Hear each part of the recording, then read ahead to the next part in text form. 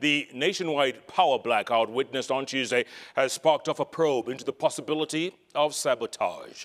A high-level meeting attended by two cabinet secretaries, namely Dr. Fred Matiang'i of Interior and Dr. Monica Juma of Energy, alongside national security agencies, has been evaluating the causes of the recurring power outages just days after reduction of power tariffs was effected. This as several parts of Nairobi and neighboring towns remained without power for prolonged hours. We begin our broadcast with our very own Sam Gituku. For 2 days, top government officials and representatives from the energy sector have been meeting to understand the genesis of the power transmission challenges. A meeting attended by CS's Fred Matiang'i and Monica Juma that also brought together Kenya Power Board Chair Vivian Yeda, National Intelligence Service Director General Philip Kameru, Deputy Inspector General of Police Nur Gabo, and other top officials has been seeking answers.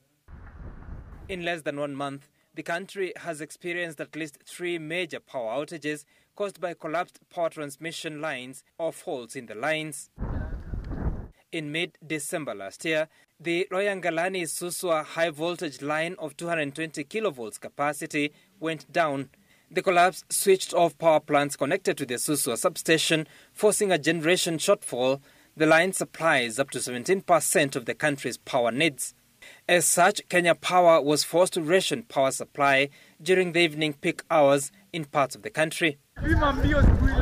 On Tuesday morning, the Kiambere-Embakasi power transmission line of equal capacity of 220 kilovolts collapsed in Imara Daima when at least 3 towers fell.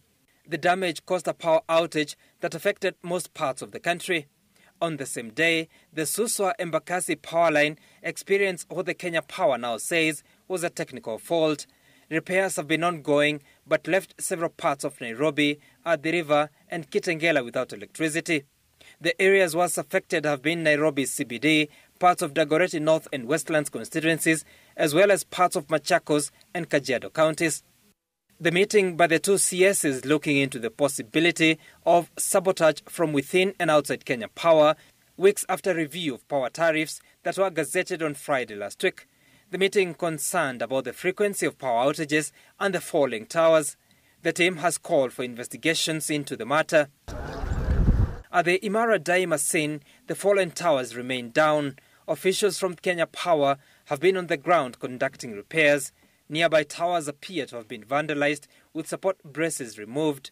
Locals suspect that the side braces had been removed by scrap metal vendors out to make a kill.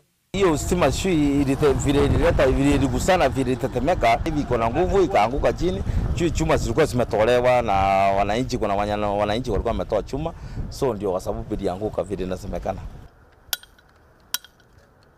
Officials at the scene informally told us that it could take up to 2 weeks to have the electricity towers back up. In the meantime, Kenya Power engineers have been seeking alternative sources of electricity for areas that have been affected by the outage for long. Sam Gituku, TV.